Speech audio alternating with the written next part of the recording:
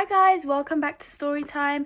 I am all ready for chapter 5. I don't know about you, but before we begin, let me just remind you what happened in chapter 4. So the rats got away. They've stolen Zam's runcible spoon, the magical spoon that he was given, and Zam was having a conversation with the sugar spun princess. So he's realized that she's magical, and he's also met Ginger. So the gingerbread that he baked has come to life. So Ginger has a feeling that the spoon is now talking to him, and Zam has asked him what the spoon is saying, and that's where chapter 4 ended. So let's get started with chapter 5.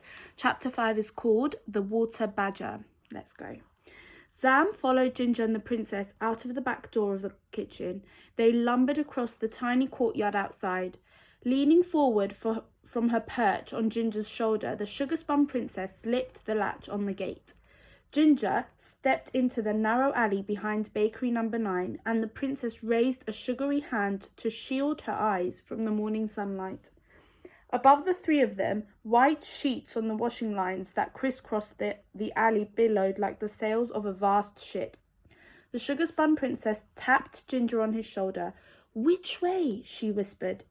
He lowered his huge head, his forehead wrinkling above his cake-hole eyes. Then he opened his mouth.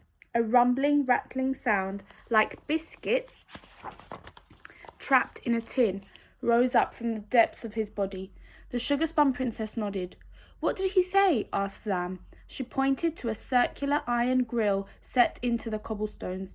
"He says the runcible spoon is down there." "The sewers!" exclaimed Zam with a shudder. He looked up in the large glazed eyes of the sugar-spun princess, and then at Ginger. They both seemed so alive, and they trusted him, Zam realized. Whatever strange magic the runcible spoon possessed, it was powerful. With the spoon, Zam had stirred and spun life into these two extraordinary creatures, the heavy, hard-baked Ginger and the delicate, quick-witted princess. Just imagine what else he could make using the runcible spoon.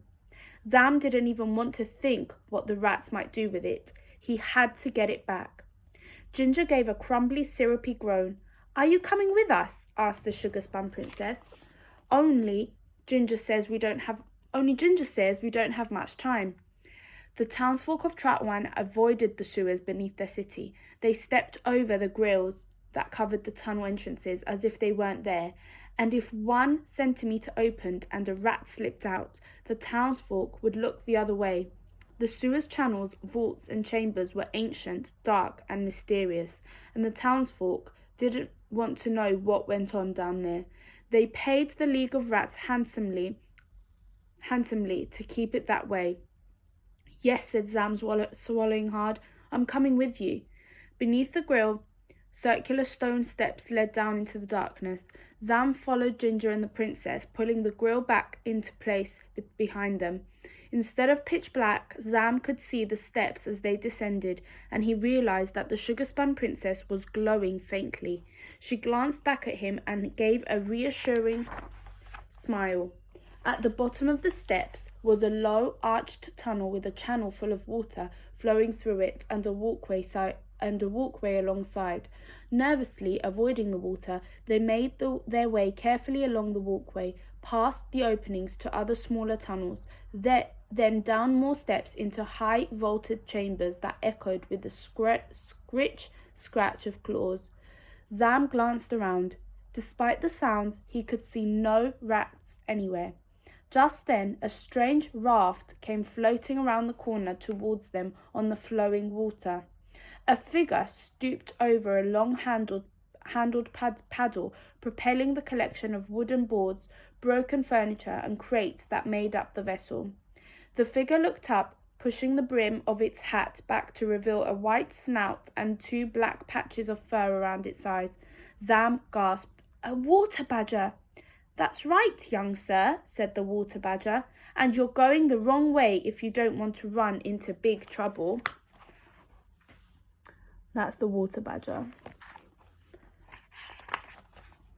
Before Zam could answer, The badger's nose wrinkled as he sniffled the air.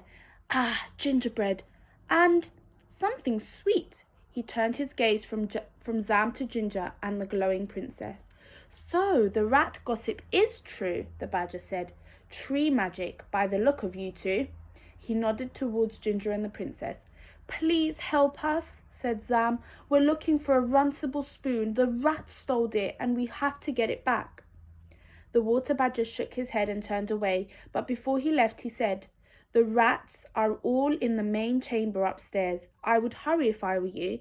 They're planning to burn that spoon they stole. The raft disappeared into the darkness, taking the badger with it.